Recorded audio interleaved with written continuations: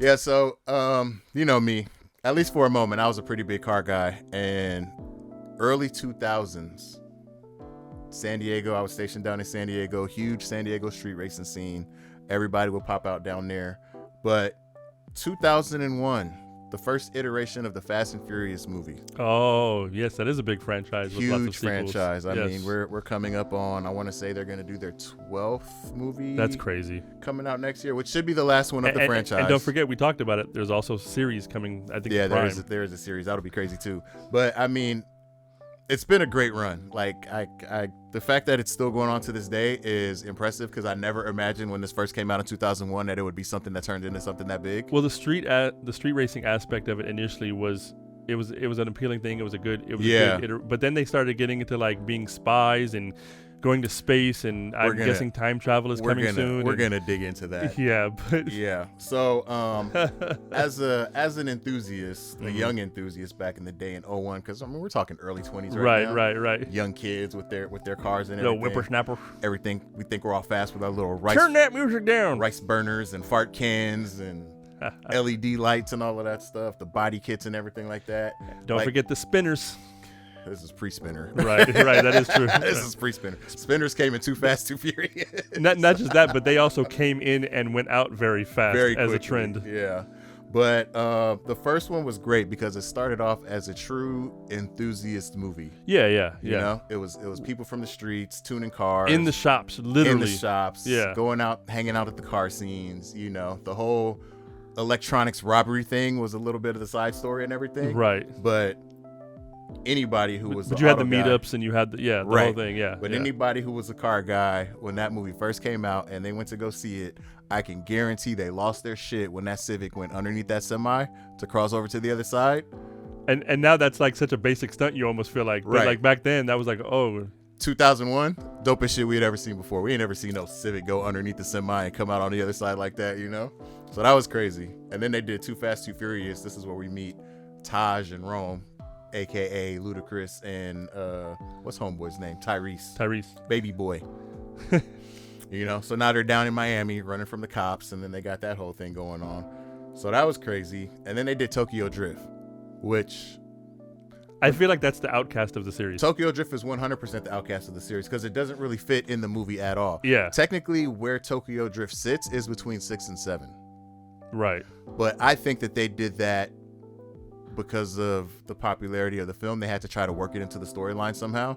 But when I think when Tokyo Drift first came out, I want to say, and this is just my opinion, I have no evidence of this, but I want to say that the concept was, I imagine, because we had the first scene in California, and then we had Miami, Florida, and now we got Tokyo. I thought they were going to try to do a series of like different automotive street racing scenes around the world, you know? And see, me personally, I thought that was their way of ending the franchise.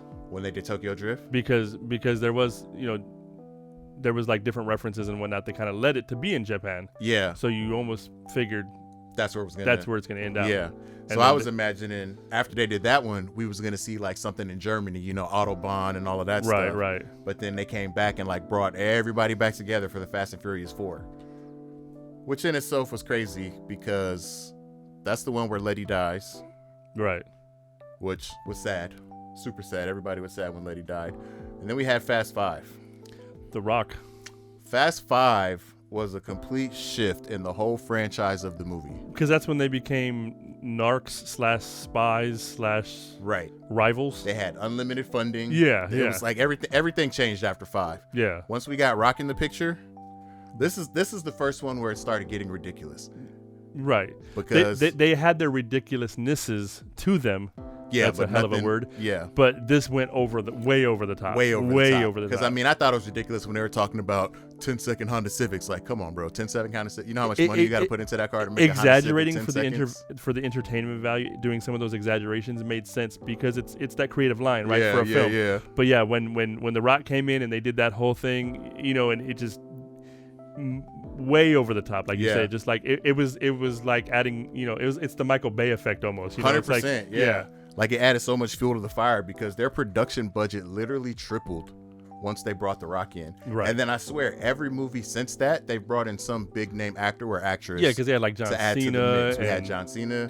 We had Jason Momoa. We had I can't remember her real name right now, but Giselle, the Wonder Woman chick. Gal Gadot. Yeah. We brought in Gal Gadot.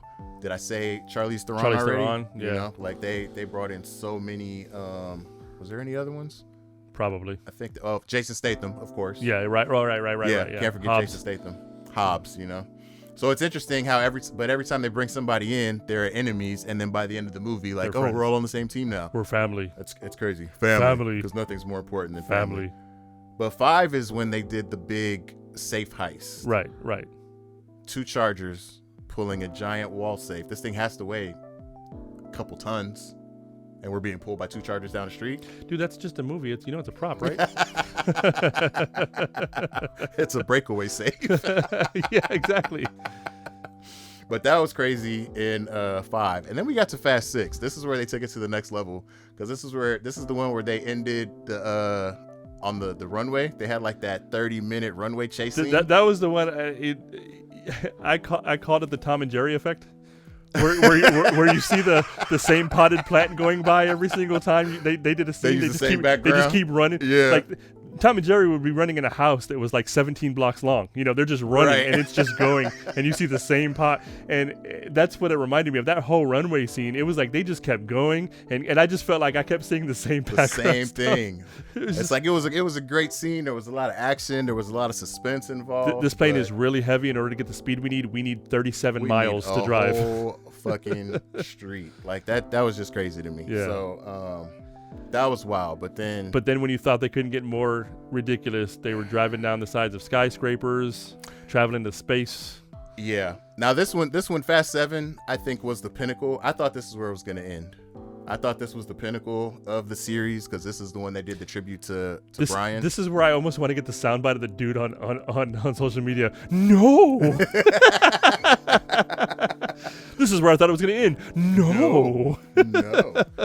But as I'm watching this one, it hits me because once you recognize, especially after watching them, you know, from a long time ago and haven't seen them in a while. Yeah. I'm like, oh no, this is the one where Brian dies. But it's been so long since I've seen it, I forgot the whole timeline of the movie. Right. And there has to be like at least 3, if not 4. I can't think of 4, but there are like 3 scenes in the movie where you think Brian's gonna bite the bullet. And that wasn't it. Right. And I'm like, oh, they got me. I thought this was going to be it. I feel like they did it on purpose. 100% on purpose. Obviously, they know. 100% on purpose. Because, I mean, before the movie came out, like, he passed. He had a car accident. Yeah, we know he wasn't going to finish and we heard about his brother and the whole thing. So everybody was just looking for that moment. For the moment where he wasn't going to be involved anymore. Yeah. And it was ridiculous scenes. First off, I mean, they're dropping planes out of a fucking helicopter, aircraft. Not planes. They're dropping cars. Right. Out of the back of a helicopter. Onto the ground. Ridiculous. Who does that shit? This is the scene where Brian almost dies because he gets thrown off. He's in a bus. Yeah, right. Climbs out the front window that's hanging off of a cliff, jumps on the top of it, just happens to jump off of the bus as it's falling off the cliff. As fucking Letty or somebody comes up, he grabs the back bumper and, you know, she throws him onto the land, saves his life. I'm like, that's fucked up. I thought he was gonna die at this one. Didn't happen. But there were like 3 other scenes in the movie where that happens, and then he never dies in the movie, which was crazy. But then I love the little tribute that they did at the end, where Dom takes off like he wasn't gonna say bye, and then Brian pulls up in the car next to him. And what was cool about it is now we're reminiscing back to the first one, where they're having their last race, where he's in the orange Supra and he's in the black Charger. And now he's in the white Supra and he's still in the black Charger, you know? Right. So they're doing the race, and then, you know, as they're going down the road, Brian kind of forks off and his car fades away, and then Wiz Khalifa's playing in the background, you know?